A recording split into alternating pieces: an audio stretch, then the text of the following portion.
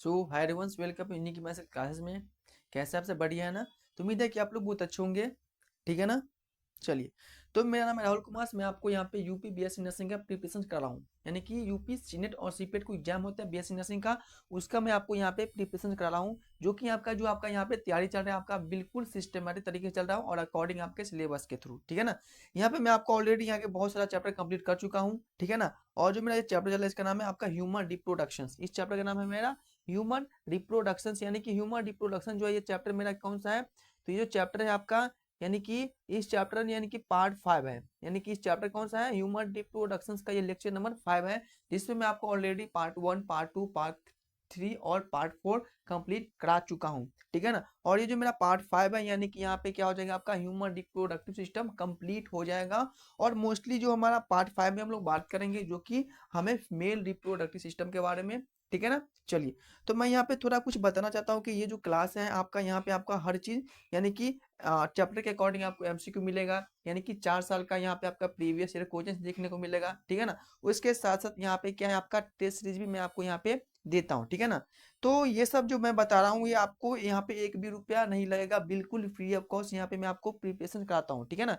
यानी कि यहाँ पे आपका बिल्कुल फ्री ऑफ कॉस्ट आपकी तैयारी करवा रहा हूँ। यदि आप यही चीज यदि किसी प्लेटफॉर्म से तैयारी करते हैं, एमसीक्यू मिलेगा, टेस्ट सीरीज मिलेगा, पीवाई क्वेश्चंस मिलेगा, तो यहाँ पे आपको पे करना पड़ेगा। ठीक है ना। और यहाँ पे जो मैं आपको और सबसे अच्छी बात यह है कि यहाँ पे मैं आपको हैंड रिटन नोट्स भी दे रहा हूँ। ठीक है ना, ना कि कोई पीडीएफ से पढ़ा रहा हूँ। आपको हैंड रिटन नोट्स प्रॉपर 100 तरीके से पढ़ाता हूँ, जो कि आपको डायरेक्ट एग्जाम में आएगा। ठीक है ना। यानी मैं बात करूँ 2025 के बारे में, तो 2025 में मेरा यहाँ पे बहुत सारा बच्चा ज्वाइन हुए थे मेरा टेस्ट सीरीज में, फ्री ऑफ कॉस्ट। बिल्कुल मैं यूट्यूब पे लॉन्च करता हूँ अपना टेस्ट सीरीज। और यहाँ से जो मेरा 25 यानी कि 24 नंबर का जो क्वेश्चन होता है, इसमें आपका 20+ नंबर हर एक बच्चा बोला कि सर आपको यहाँ से क्वेश्चन मिला था। ठीक है ना। तो मैं यहाँ पे यही सोचूंगा कि जो आपका 2026 में जो टेस्ट सीरीज बनाऊंगा ना, उसमें मैं सोचूंगा कि 20+ कोचेस आना चाहिए, उस हिसाब से मैं तैयारी करूंगा। ठीक है ना।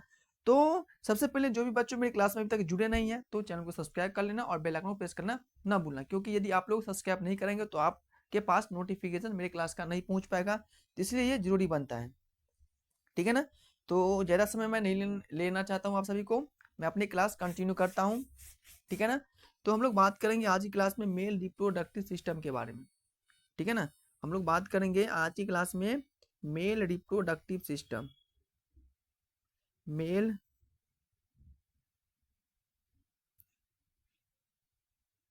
Reproductive system. देखिए, यदि मैं बात करूं मेल रिप्रोडक्टिव सिस्टम के बारे में, तो जो मेल रिप्रोडक्टिव सिस्टम पार्ट होता है, वो आपका क्लोजली रिलेट होता है कहाँ से, यानी कि जो मेल रिप्रोडक्टिव सिस्टम होता है वो क्लोजली रिलेटेड होता है आपका यूनिट्रैक से। किससे होता है, तो यूनिट्रैक से वो आपका सिस्टम से वो रिलेटेड होता है। उसके साथ साथ ये यूरेथ्रा को शेयर करता है, प्लस में ये यूरिनी आप जीनाटल सिस्टम को भी ये आपस में क्या कहता है, मिलाने का काम करता है। तो मैं यहाँ पे इंट्रोडक्शन में लिख सकता हूँ कि जो मेल रिप्रोडक्टिव सिस्टम होता है, in male in male reproductive system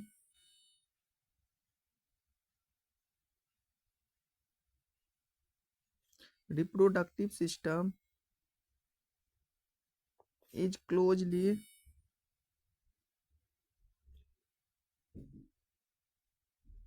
related to urinary system, यानी कि जो मेल रिप्रोडक्टिव सिस्टम है आपका क्लोजली रिलेट किससे है, तो यूरिनरी सिस्टम से वो क्लोजली रिलेट होता है। ठीक है ना। यदि मैं बात करूं कि जो मेल रिप्रोडक्टिव सिस्टम में जो इंक्लूड होता है, ठीक है ना, जो मेल रिप्रोडक्टिव सिस्टम होता है, यानी कि the mail reproductive system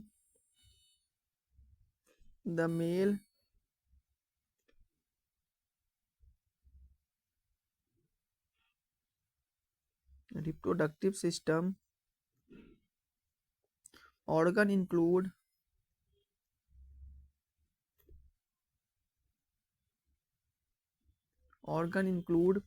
the external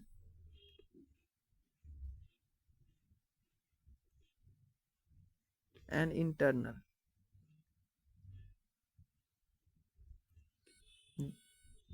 ठीक है ना, इंटरनल जेनेटिलिया।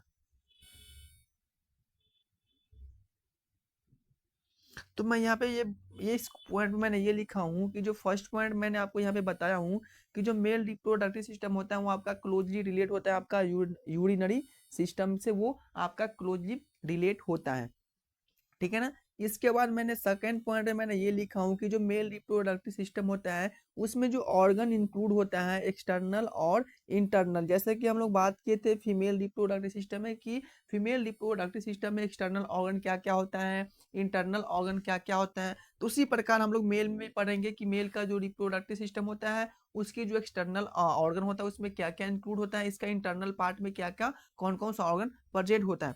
तो सबसे पहले मैं बात करूंगा कि जो एक्सटर्नल ऑर्गन होता है, सबसे पहले मैं बात करूंगा कि जो आपका मेल रिप्रोडक्टिव सिस्टम में जो एक्सटर्नल ऑर्गन है, ठीक है ना, एक्सटर्नल जेनेटिलिया और जेनेटल ऑर्गन इंक्लूड, एक्सटर्नल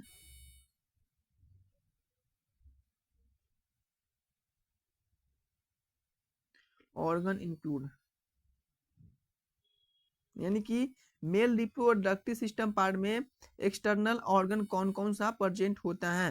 तो देखिए एक्सटर्नल में कौन कौन सा ऑर्गन प्रेजेंट होता है, ठीक है ना।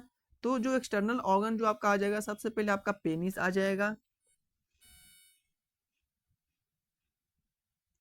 पेनिस आ जाएगा। उसके बाद आपका हो जाएगा स्कॉटरम, स्कॉटम हो जाएगा। फिर टेस्टिस आ जाएगा, फिर इपीडेमिस भी बोल सकते हैं, टेस्टिस और इपीडेमिस, टेस्टिस और इपीडेमिस आ जाएगा। इसके बाद आपका हो जाएगा स्पर्मेटिक कॉर्ड,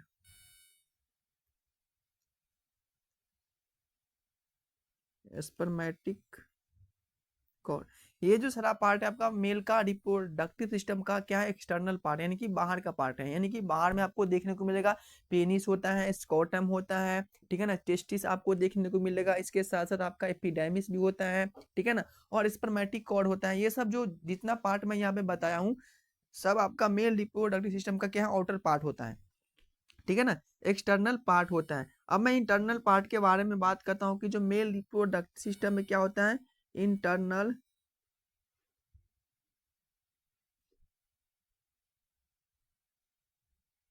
ऑर्गन इंक्लूड। चलिए, तो मेल रिप्रोडक्टिव सिस्टम पार्ट का इंटरनल ऑर्गन कौन कौन सा इंक्लूड होता है, चलिए देखते हैं इसके बारे में भी। तो देखिए इंटरनल ऑर्गन के बारे में यदि मैं बात करूँ तो इंटरनल ऑर्गन जो आपका आ जाएगा, कौन कौन सा आ जाएगा, तो इंटरनल ऑर्गन जो हो जाएगा आपका, यानी कि आ जाएगा कौन सा, सेमिनल वेसल्स, इजैक्यूलेटरी डक्ट हो जाएगा, प्रोस्टेट ग्लैंड हो जाएगा, ठीक है ना। इसके बाद आपका इरेक्टाइल टिश्यू भी आ सकता है, यूरेथ्रा भी आ जाएगा। ये सब जो है आपका क्या इंटरनल रिप्रोडक्टिव सिस्टम पार्ट है मेल का। तो सबसे पहले लिखिए सेमिनल वेसल, सेमिनल वेसल, फिर और क्या आ जाएगा, प्रोस्टेट ग्लैंड,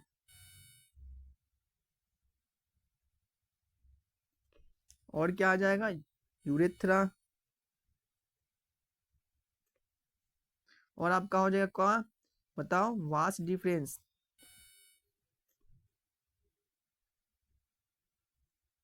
और इसी को हम बोलते हैं डक्ट डिफरेंस भी बोलते हैं, डक्ट डिफरेंस ही बोलते हैं। यानी कि ये जो पार्ट है आपका मेल का क्या है बताओ, इंटरनल रिप्रोडक्टिव सिस्टम पार्ट होता है। इसमें एक और रह गया ejaculatory duct, ejaculatory duct, right. यानी कि जो मेल के बारे में बात कर रहा हूँ तो मेल रिप्रोडक्टिव सिस्टम होते हैं वो क्लोजली रिलेट होते हैं आपका कहाँ से, यूनिस ट्रैक्ट सिस्टम से। इसके बाद जो मेल रिप्रोडक्टिव सिस्टम होता है उसमें आपका एक्सटर्नल और इंटरनल ऑर्गन भी इंक्लूड होता है। एक्सटर्नल में बात किया हो कि इसमें पेनिस आ जाएगा, स्कॉटम आ जाएगा, टेस्टिस आ जाएगा, एपिडेमिस आ जाएगा और स्पर्मेटिक कॉर्ड आ जाएगा। ये सब आपका एक्सटर्नल रिप्रोडक्टिव सिस्टम पार्ट में आ जाएगा, ठीक है ना। यदि मैं बात करूं इंटरनल के बारे में तो इंटरनल में आपका आ जाएगा seminal vessels, prostate glands, urethra और वास डिफरेंस, और इसको बोलते हैं हम लोग डक्ट डिफरेंस भी बोलते हैं, और आपका इजैक्यूलेटरी डक्ट आ जाएगा। देखिए यहाँ से डायरेक्ट क्वेश्चन आपसे पूछेगा कि मेल का इंटरनल रिप्रोडक्टिव सिस्टम पार्ट कौन सा है, मेल का एक्सटर्नल रिप्रोडक्टिव सिस्टम पार्ट कौन सा है, यानी कि आपको वहाँ पे 4 ऑप्शन दे रहेगा और आपको यहाँ पे टिक करना है, ठीक है ना। तो आपको ये याद होना चाहिए, समझ में आ गया। चलिए अब हम बात करते हैं पेनिस के बारे में, पेनिस के बारे में बात करते हैं, पेनिस क्या होता है।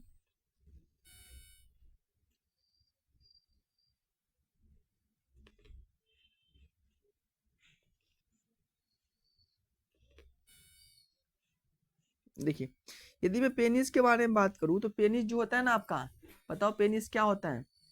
पेनिस जो होता है वो एक्सटर्नल पार्ट होता है आपका मेल रिप्रोडक्टिव सिस्टम का, ठीक है ना।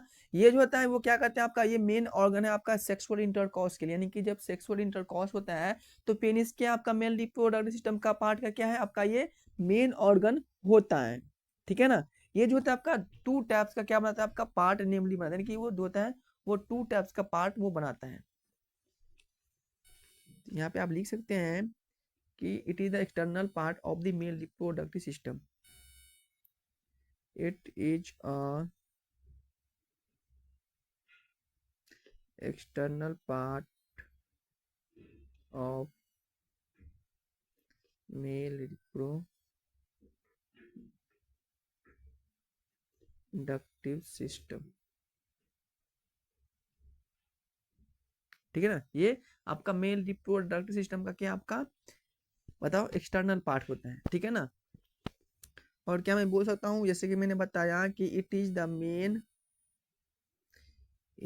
The main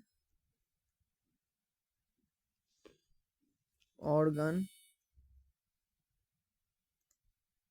of sexual intercourse, यानी कि ये सेक्सुअल इंटरकोर्स के लिए क्या है आपका सबसे मेन ऑर्गन होता है, ठीक है ना। और ये क्या बनाता है, it is made up of it is made up of two part namely, यानी कि ये आपका दो टाइप्स का पार्ट बनाता है। एक पार्ट कौन सा आ जाएगा, एक तो आपका आ जाएगा कौन सा, एक आपका हो जाएगा रूट ऑफ पेनिस, सेकेंड आ जाएगा आपका बॉडी ऑफ पेनिस,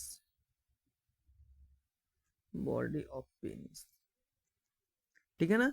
समझ में आ गया पेनिस के बारे में। पेनिस क्या है आपका एक्सटर्नल रिप्रोडक्टिव सिस्टम पार्ट होता है, ठीक है ना। ये जो होता है आपका वो मेल सेक्सुअल ऑर्गन होता है, यानी कि जो आपका सेक्सुअल इंटरकॉर्स के लिए। और ये जो बनाता है आपका दो टाइप्स का क्या बनाता है बताओ, दो टाइप्स का पार्ट का फॉर्मेशन करता है आपका पेनिस, जो कि रूट ऑफ पेनिस और बॉडी ऑफ पेनिस। तो ये था आपका पेनिस का इंट्रोडक्शन,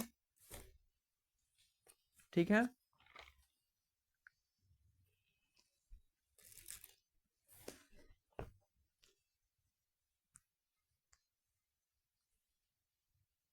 और मैं बात करूं पेनिस के बारे में तो मैं बोल सकता हूँ कि जो पेनिस जो होता है ऑल्सो कॉन्टेन मेम्ब्रेन, यानी कि पेनिस ऑल्सो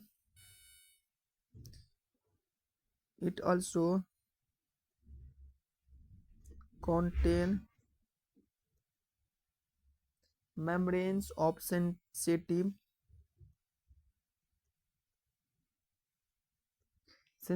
nerve ending, यानी कि जो पेनिस होता है ना उस पेनिस के जो पार्ट में क्या होता है, उस पेनिस के पार्ट में क्या होता है आपका जो एक मेम्ब्रेन्स लाइक होता है जो कि सेंसिटिव होता है, नर्व का एंडिंग होता है, जिससे क्या होता है आपका इसको फील आता है सेक्सुअल इंटरकोर्स के दौरान, इसको क्या होता है फील आने का काम करता है, इरेक्ट होता है, इरेक्ट समझते हो ना।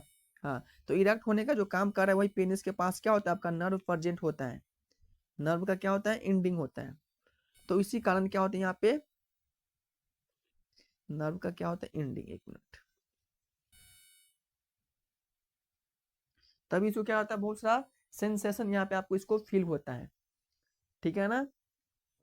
चलिए चलिए, तो नेक्स्ट बात करें हम लोग स्क्रोटम के बारे में। नेक्स्ट पार्ट है आपका स्क्रोटम।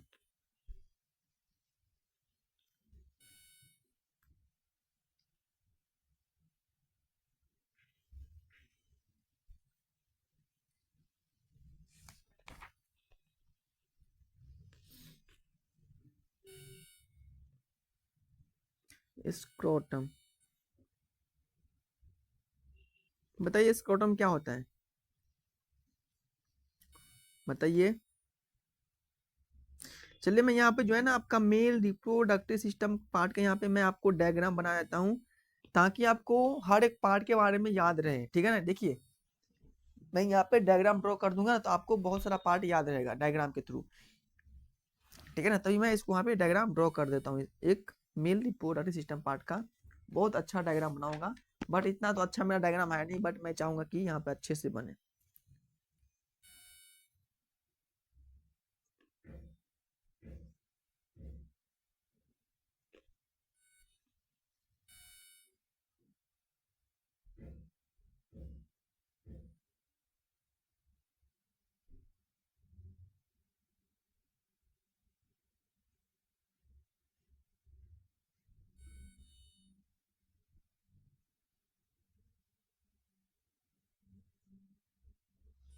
टेढ़ा हो गया भाई।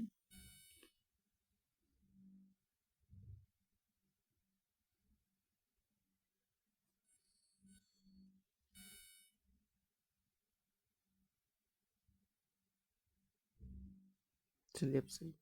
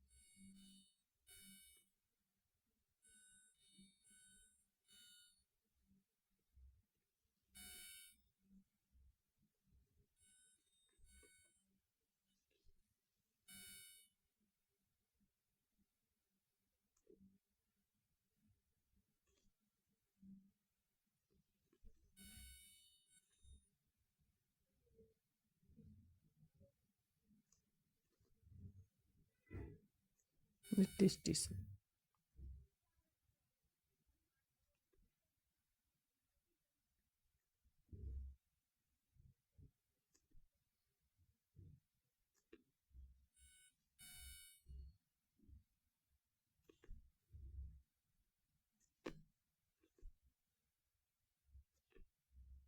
ठीक है ना, ये आपका मेल का रिप्रोडक्टिव सिस्टम पार्ट ये बन के रेडी हो गया है। इसको मैं यहाँ पर डिफाइन कर देता हूँ। ये जो पार्ट है इसको बोलते हैं इरेक्टाइल टिश्यू, इसको बोलते हैं हम लोग इरेक्टाइल टिश्यू। इरेक्टाइल टिश्यू,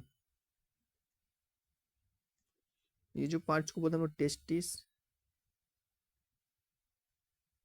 ठीक है ना, इसको ऊपर के पार्ट को बोलते हैं एपिडर्मिस।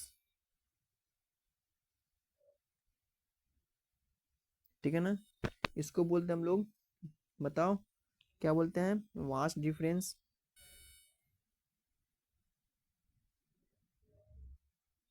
इसको बोलते हैं हम लोग वास डिफरेंस, राइट। ये आपका हो जाएगा बोथ्रो ग्लैंड, क्या हो जाएगा, bulbo urethral gland, bulbo urethral gland. ये आपका हो जाएगा यूरेटर। ठीक है ना, ये हो जाएगा यूरिनी ब्लैडर, यूरिनरी ब्लैडर। ठीक है ना, समझ में आ गया, ये आपका हो जाएगा यूरिनरी ब्लैडर। इसके साथ साथ ये जो आपका है ये प्रोस्टेट ग्लैंड है।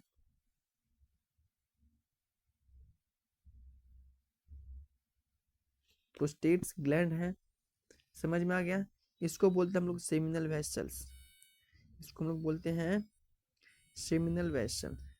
इस पार्ट को बोलते हैं हम लोग, कहाँ लिखूं, इसको बोलते हैं हम लोग सेमिनल वेसल, सेमिनल वेसल।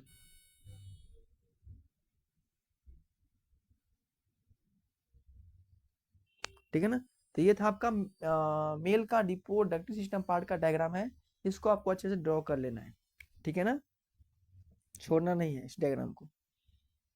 चलिए, तो हम यहाँ पे आप बात कर रहे थे स्कॉटम के बारे में, तो हम स्कॉटम के बारे में बात करते हैं, ठीक है ना। चलिए,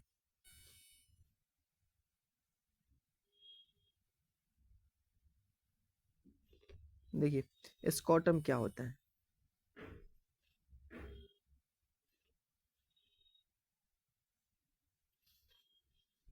ये जो पार्ट है ना, ये पार्ट आप लोग देख रहे होंगे, इस पार्ट को बोलते हैं हम लोग स्कॉटम,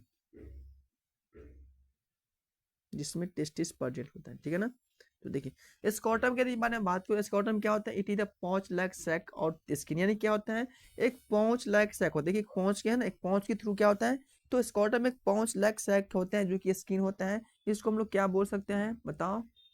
इसको हम लोग ये भी बोल सकते हैं कि जो it is the loose of cutaneous fibrous muscle sac, ये भी बोल सकते हैं। ठीक,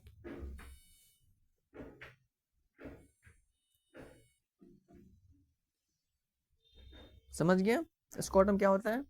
हाँ, तो मैं यहाँ पे नोट कर दूं कि स्कॉटम के बारे में कि scrotum is the 5 lax sac skin.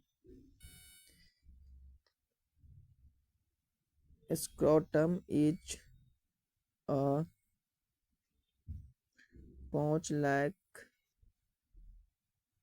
Sac skin. और क्या हो सकता है?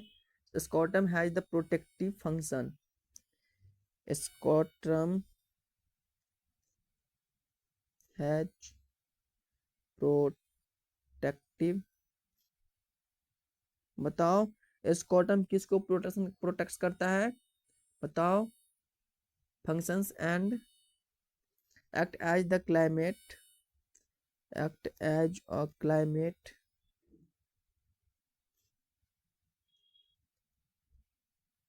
कंट्रोल सिस्टम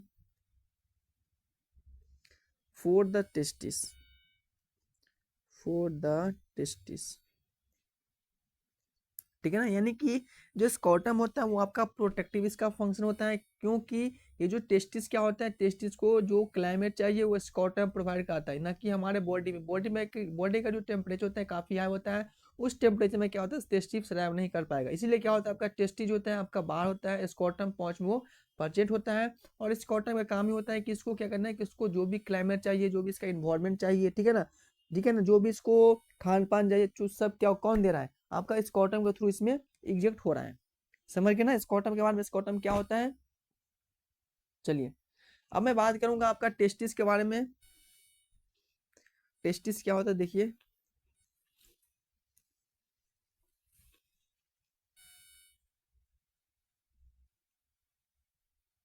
टेस्टिस, टेस्टिस समझ गए उन्हें क्या होता है टेस्टिस? ये जो पार्ट है ना, ये पार्ट आप लोग देख रहे होंगे, ये जो पार्ट है इसी को बोलते हैं हम लोग टेस्टिस। क्या बोलते हैं इसको हम लोग? टेस्टिस। इसमें क्या होता है बहुत छोटा छोटा टेस्टिक्यूलर लोब्यूल्स होता है, टेस्टी लोब्यूल्स होता है, जो कि यही रिस्पॉन्स होता है स्पर्म स्पर्म का फॉर्मेशन करना, यानी कि जो स्पर्म जो बनाता है वही टेस्टिकुलर लेब्यूल्स होता है, वो स्पर्म का फॉर्मेशन करता है। राइट, तो यहाँ पे मैं बोल सकता हूँ कि जो टेस्टिस होता है वो क्या होता है बताओ? टेस्टिस एक प्राइमरी सेक्स ऑर्गन है। It is a primary sex organ, it is a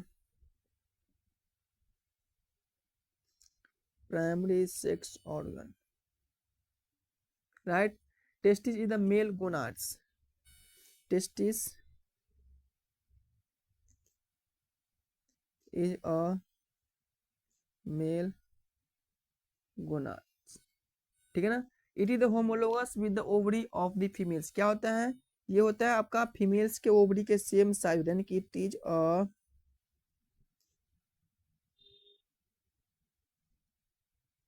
homologous with the ovary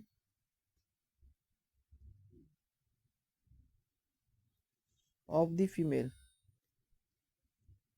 female का जो ओवरी होता है सेम क्या होता है इसी टाइप का क्या होता है आपका होमोलोगस आपको देखने को मिलेगा, टेस्टिस होता है। ठीक है ना, it is the suspended in the scrotum by the spermatic cord. ये जो आपका सस्पेंड होता है किसके साथ जुड़ा होता है? तो ये जो इसका जो सस्पेंडेड होता है spermatic, spermatic cord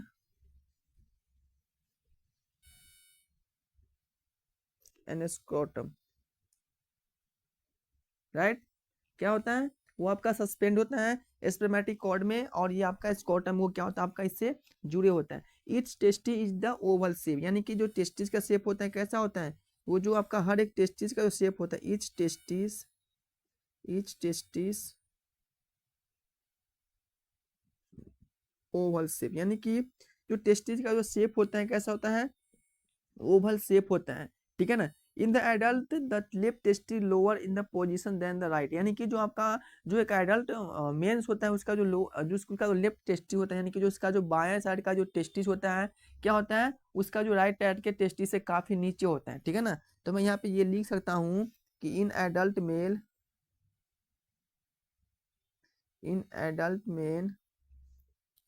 the left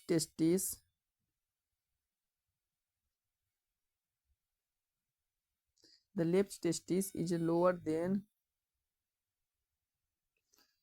in position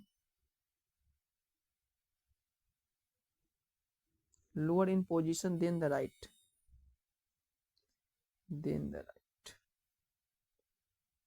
यानी कि जो टेस्टिस होता है मेल का, वो आपका इसका जो लेफ्ट साइड का जो टेस्टिस होता है उसकी राइट साइड के टेस्टिस से नीचे होता है, राइट। चलिए समझ में आ गया टेस्टिस क्या होता है। तो टेस्टिस जो होता है आपका, वो होता है आपका प्राइमरी सेक्स ऑर्गन होता है मेल का। वो जो होता है आपका, वो इसको अदर नाम इसको बोल सकते हैं हम लोग, गोनाड्स भी बोलते हैं। It is the homologous with the ovary, यानी कि जो मेल फीमेल्स का जो ओवरी था सेम उसी साइज का आपका टेस्टिस भी होता है, ठीक है ना। ये जो आपका सस्पेंडेड होता है स्पर्मेटिक कॉर्ड के साथ साथ आपका स्कॉटम के साथ वो सस्पेंडेड होता है। जो टेस्टिस जो होता है क्या होता है, टेस्टिस होता है आपका ओवल शेप का होता है। इच टेस्ट यानी कि हर एक टेस्टिस का जो साइज होता है, हर एक टेस्टिस का जो साइज होता है आपका ओवल शेप होता है, ठीक है ना। जो इन द एडल्ट टेस्ट यानी कि जो एक मिच्योर मैन जो एडल्ट एज में जा चुका है, ठीक है ना, जो प्यूबर्टी एज में जा चुका है, उसका 25 हो जाएगा, 20, ठीक है ना, इन सब के एज में जो होता है मेल होता है, उसका जो टेस्टिस होता है, उसका जो लेफ्ट साइड का जो टेस्टिस होता है राइट साइड के टेस्टिस से नीचे होता है, ठीक है ना, थोड़ा नीचे होता है, राइट। यदि मैं टेस्टिस के साइज के बारे में बात करूं तो इसका जो साइज होता है, यानी कि जो लेंथ हो जाएगा 5 सेंटीमीटर, टेस्टिस का लेंथ हो जाएगा 5 सेंटीमीटर। इसका जो थिकनेस होता है 2.5 सेंटीमीटर इसका थिकनेस हो जाएगा, ठीक है ना। उसके साथ साथ उसका जो ब्रीथ होता है, ब्रेथ 3 सेंटीमीटर हो जाएगा, ठीक है ना। और जो आपका जो वेट होता है टेस्टिस का, वेट जो बात करूं, वेट जो होता है इसका कितना होता है 10 to 50 ग्राम इच टेस्ट, यानी कि हर एक टेस्टिस का जो साइज होता है कितना होता है बताओ, 5 सेंटीमीटर। इसका थिकनेस होता है 2.5 सेंटीमीटर, इसका ब्रेथ होता है 3 सेंटीमीटर, और इसका जो वेट होता है 10 से 15 ग्राम हर एक टेस्टिस का वेट होता है, राइट। समझ गए टेस्टिस के बारे में सब। चलिए अब हम बात करेंगे जो टेस्टिस होता है, वो टेस्टिस में कितने टाइप्स का मसल होते हैं, यानी कि जो टेस्टिस होता है ना उस कितने टाइप्स के मसल से इसका कवर होता है, ठीक है ना। टेस्टिस जो कवर होता है वो कितने प्रकार के मसल से वो कवर होता है। तो हम लोग बात करें covering of the testis, covering of testis covering of testis.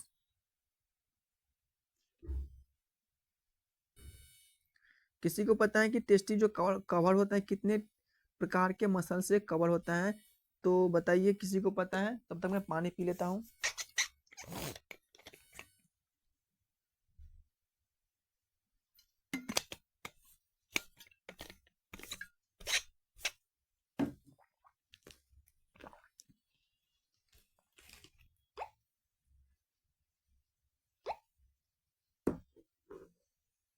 चलिए देखिए, मैं बात करूं टेस्टिस के कवरिंग के बारे में, तो उसका जो कवरिंग होता है 3 टाइप्स का कोट होता है उसके आउटसाइड, यानी कि इनवर्ड, आउटसाइड और इनवर्ड। तो मैं यहाँ पे बोल सकता हूं कि जो testis is covered by 3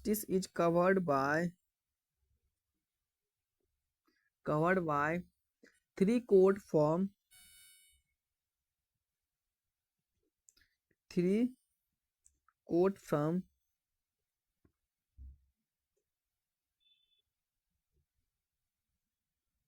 3 quote from outside inward, outside inward.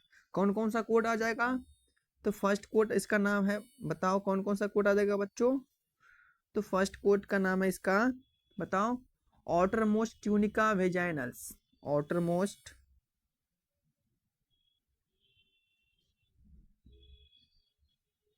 Tunica vaginalis, vaginalis. दूसरा जो कोड का नाम है, कौन सा कोड है बताओ, मिडिल ट्यूनिका एल्ब्यूजिनिया, मिडिल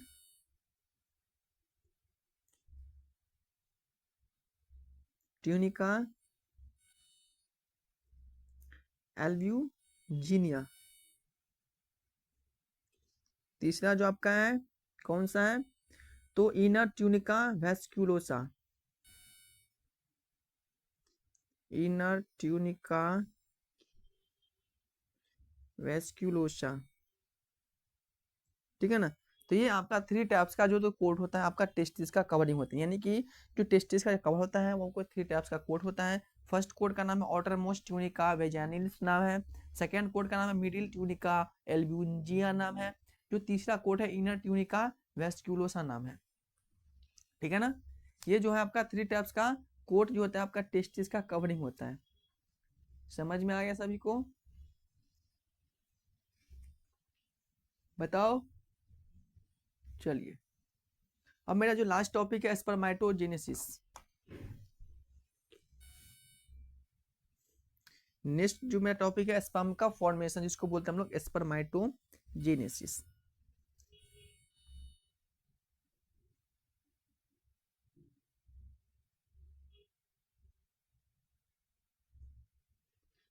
यानी कि स्पर्मेटोजेनेसिस का मतलब क्या होता है, स्पर्म का फॉर्मेशन कैसे कैसे होता है, तो मैं आपको हर एक बताऊंगा अच्छे से। देखिए जेनेसिस वर्ड का मतलब भी होता है कि कोई ना कोई चीज बन रहा है। जहाँ पे आपका जेनेसिस वर्ड आ जाए समझ लीजिए कि यहाँ पे कोई चीज का फॉर्मेशन हो रहा है, ठीक है ना। तो मैं बात करूँ जो स्पर्मेटोजेनेसिस होता है वो क्या होता है, ये एक प्रोसेस होता है जिसमें क्या होता है आपका स्पर्म का फॉर्मेशन होता है, राइट। जो spermatogenesis takes place of the seminiferous tubules, यानी कि जो स्पर्मेटोजेनेसिस होता है वो किससे अटैच होता है, आपका सेमिनिफरस ट्यूब्यूल से वो आपका सेपरेट होता है। It begins puberty in continuous through on the adult age, यानी कि जो आपका स्पर्म्स का जो फॉर्मेशन होता है आपका प्यूबर्टी से लेकर के एडल्ट एज तक होता है। लेकिन जब आप बूढ़े अवस्था में जाते जाते यानी कि ओल्ड एज में जब आपका मेन पहुंचता है तब तक स्पर्म का फॉर्मेशन होता ही है, लेकिन क्या होता है कम हो जाता है। ये नहीं कि स्पर्म्स का फॉर्मेशन स्टॉप हो गया, यानी कि स्पर्म्स बन ही रहा है, स्पर्म बन ही रहा है, लेकिन स्पर्म क्या है कम मात्रा में बन रहा है और उसका क्वालिटी लो हो गया है। समझ गए ना। तो स्पर्मेटोजेनेसिस का मतलब होता है कि ये स्पर्म्स का फॉर्मेशन होना, जिसमें क्या होता है बताओ, स्पर्मेटोजेनेसिस एक प्रोसेस होता है जिसपे स्पर्म का फॉर्मेशन होता है। यदि मैं स्पर्म का फॉर्मेशन की बात कर रहा हूँ तो वो प्यूबर्टी एज से लेकर के ओडल्ट मतलब ओल्ड एज तक क्या होता है आपका स्पर्म का फॉर्मेशन होता है। यानी कि आपका 12 ईयर से प्यूबर्टी स्टार्ट हो जाता है, उसके बाद जब आपका स्पर्म्स का जो फॉर्मेशन होता है आपका मरते दम तक मेंस में बनता है, सिर्फ मेन में, ठीक है ना। यदि फीमेल्स में बात कराओ तो फीमेल्स में क्या होता है 45 से 45 ईयर्स तक क्या होता है इसमें एक का बनना स्टॉप हो जाता है, लेकिन मेल में कंटिन्यू स्पर्म का बनना ही रहता है। लेकिन क्या होता है ओल्ड एज में इसका डिक्लाइन होता है, स्पर्म का क्वालिटी लो हो जाता है, स्पर्म का क्या होता है काउंट लो हो जाता है, ठीक है ना, ये होता है। तो यहाँ पे मैं लिख सकता हूँ ये स्पर्मेटोजेनेसिस एक प्रोसेस होता है, it is a process, it is a process which formation of sperm, ये एक प्रोसेस होता है जिसमें क्या होता है स्पर्म का फॉर्मेशन होता है, ठीक है ना। यदि मैं स्पर्म्स का फॉर्मेशन की बात करूं तो it is the puberty as से लेकर के टू ओल्ड एज तक स्पर्म का फॉर्मेशन होता है। लेकिन जो स्पर्म का क्वालिटी होता है लो, स्पर्म काउंट कब तक हो जाएगा ओल्ड एज में क्या हो जाएगा डिक्लाइन हो जाएगा, स्पर्म का काउंट जो होता है वो डिक्लाइन हो जाएगा, कम इसका मात्रा में स्पर्म का फॉर्मेशन होता है, ठीक है ना। एक बच्चा पूछता है यहाँ पे लेडीज सेल, देखिए लेडीज सेल का मतलब होता है लेडीज सेल जो होता है ना, लेडीज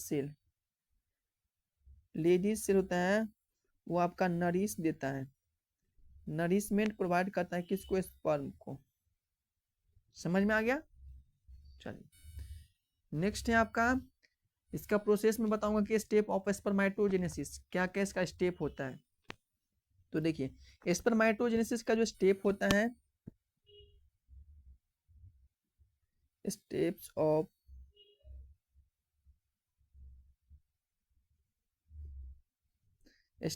स्पर्मेटोजेनेसिस, देखिए इसका स्टेप क्या होगा, सबसे पहले क्या बनेगा आपका जर्म सेल, क्या बना, जैसे ही जर्म सेल बना क्या इसमें हो जाएगा आपका माइटोसिस हो जाएगा। इसमें क्या हुआ माइटोसिस हुआ, इसमें माइटोसिस हुआ,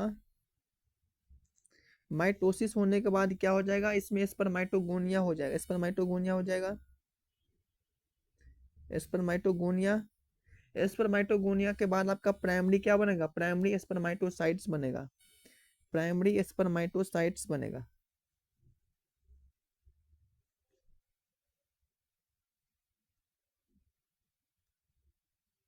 जैसे ही प्राइमरी स्पर्मेटोसाइट बना, इसके जो अगला जो बात हो जाएगा, जैसे ही प्राइमरी स्पर्मेटोसाइट्स बना, तो प्राइमरी स्पर्मेटोसाइट्स के बाद आपका फर्स्ट क्या हो जाएगा, मियोटिक डिवीजन हो जाएगा, फर्स्ट मियोटिक डिवीजन होगा। फर्स्ट मियोटिक डिवीजन होने के बाद क्या हो जाएगा, इसमें आपका हो जाएगा सेकेंडरी स्पर्मेटोसाइट्स बन जाएगा, सेकेंडरी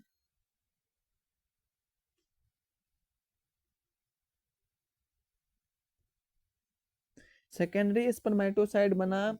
इसमें क्या हो जाएगा, इसमें दो टाइप के, इसमें आपका क्रोमोसोम का डिवीजन हो जाएगा, 23 क्या हो जाएगा, एक्स हो जाएगा, और 23 आपका वाई क्रोमोसोम बन जाएगा। जैसे 23 एक्स वाई क्रोमोसोम बना, उसके साथ में आपका क्या हो जाएगा, सेकेंड म्यूटिक डिवीजन हो जाएगा। इसमें प्राइमरी था, इसमें फर्स्ट था म्यूटिक डिवीजन, इसमें क्या हो जाएगा आपका सेकेंड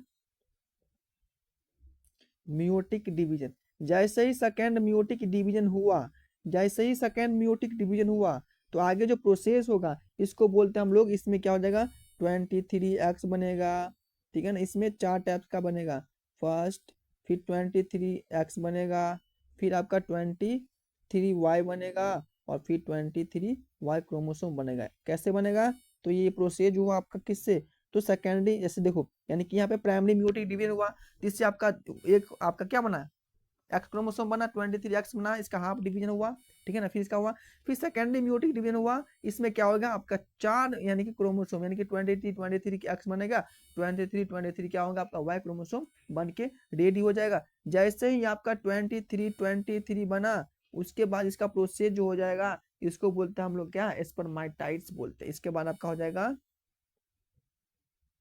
स्पर्माटाइड्स। उसके साथ साथ क्या हो जाएगा, इसमें मोर्फोलॉजिकल चेंज देखने को मिलेगा, चेंज यानी कि मोर्फोलॉजिकल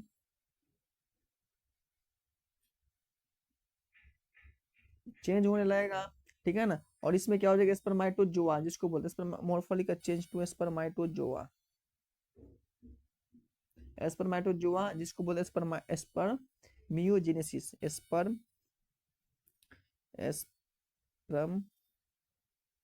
मियोजेनेसिस का मतलब होता है स्पर्म का फॉर्मेशन स्टार्ट हो गया, ठीक है ना। तो समझ में आ गई प्रोसेस। सबसे पहले क्या मैं बताया, सबसे पहले जर्म सेल बना, जर्म सेल में क्या होगा, माइटोटिक का सेल डिवीजन हुआ। जैसे माइटोटिक हुआ, आपका स्पर्मेटोगोनिया बन जाएगा। स्पर्मेटोगोनिया बनने के बाद आपका प्राइमरी क्या हो जाएगा, स्पर्मेटोसाइट बना, यानी कि 46 क्रोमोसोम बन गया। फिर 40 क्रोमोसोम को क्या करा आपका, इसने म्यूटिक डिवीजन किया, यानी कि म्यूटिक का मतलब होता है इसका सेल्स का हाफ डिवीजन होना। तो इसमें क्या होगा, आपका हाफ डिवीजन हो चुका है सेल्स, यानी कि 23x क्रोमोसोम बन गया, 23y क्रोमोसोम बन गया। इसके बाद आपका सेकेंड म्यूटिक डिवीजन होगा, तो इसमें क्या हाफ हाफ हो रहा है, तो 23 का भी हाफ हो जाएगा, फिर 23 का भी हाफ हो, यानी कि 23x बनेगा, 23x बनेगा, फिर 23y बनेगा, फिर 23y बनेगा। इसके बाद आपका स्पर्मेटाइड्स हो जाएगा। फिर इसमें क्या होगा, स्पर्म में मोर्फोलॉजिकल चेंज देखने को मिलेगा, जिसको बोलते हैं हम लोग स्पर्मेटोजोआ बोलते हैं, और इसको बोलते हैं स्पर्मियोजेनेसिस बोलते हैं। इसका ये प्रोसेस था, समझ में आ गया। चलो बच्चों, बहुत अच्छे आप सब। अब मेरा लास्ट ये जो टॉपिक था, उसमें आपका जो स्पर्म का जो शेप होता है, उसकी जो साइज होता है, ठीक है ना, उसकी जो काउंट कितना होता है, ठीक है ना, उसके बारे में हम लोग बात करते हैं। तो हम लोग बोल सकते हैं कि जो स्पर्म का जो वॉल्यूम होता है, semen, the average volume of semen, the average volume of semen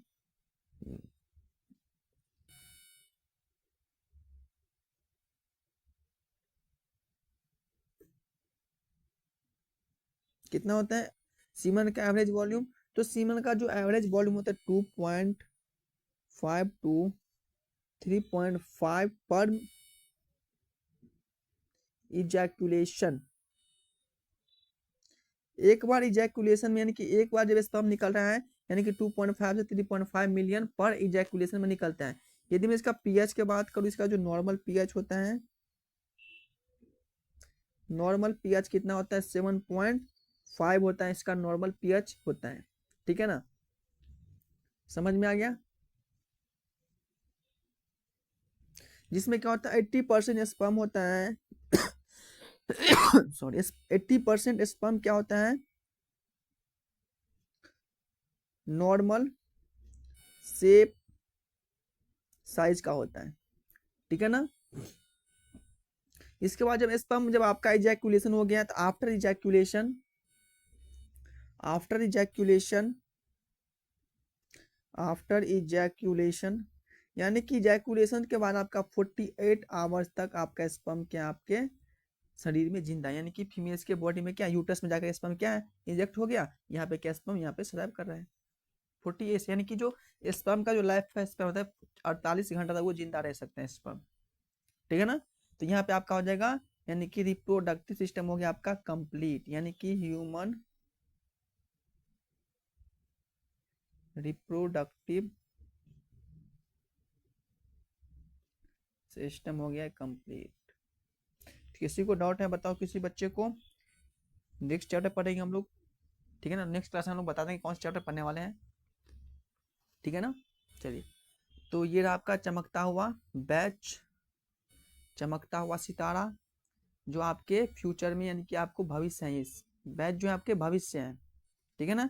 और इसी बैच से आपका आपका हर चीज मिल रहा है, फ्री में मिल रहा है, इसी बैच का देन है, PYQ मिल रहा है, MCQ मिल रहा है, टेस्ट सीरीज मिल रहा है। तो मैं आपसे यही उम्मीद करूंगा कि जो भी बच्चों अभी तक मेरे क्लास में इनरोल नहीं हुआ, आप जल्दी से हो जाइए, देरी मत करिए, ठीक है ना। हाँ, तो बच्चों आज तो ये कंप्लीट चैप्टर्स, यानी कि ह्यूमन रिप्रोडक्शन हो गया कंप्लीट। तो मिलते हैं हम लोग नेक्स्ट क्लास में, जो कि नेक्स्ट चैप्टर करेंगे स्टार्ट, ठीक है ना। तब तक के लिए मन लगा पढ़ते रहिए। ओके, मिलते हैं बच्चों नेक्स्ट क्लास में, बाय।